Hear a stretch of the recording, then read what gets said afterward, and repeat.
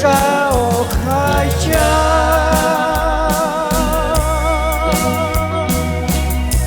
sao khai cha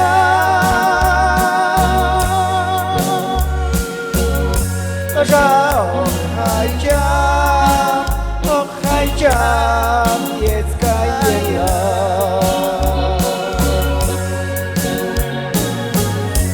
sao khai cha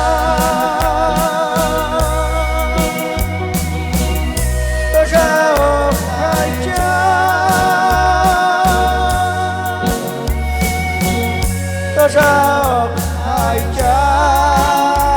khai cha jest kajela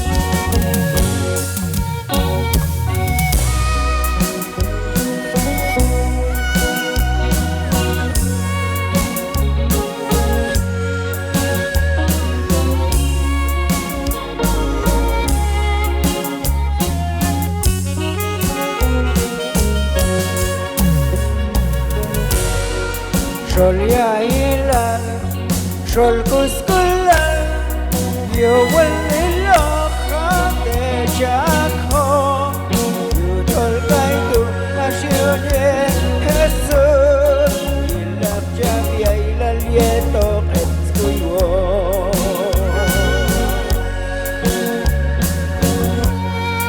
Sol yailan, sol kuskulan, yowal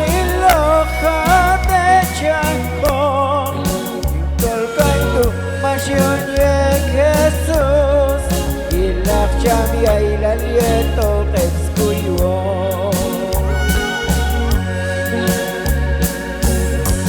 Sao khai cha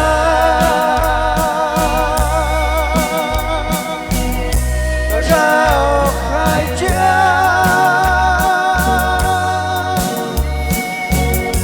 sao khai cha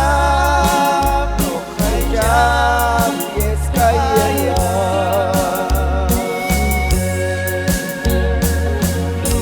sao khai cha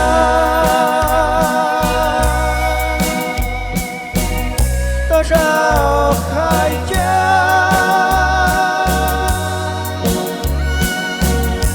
sao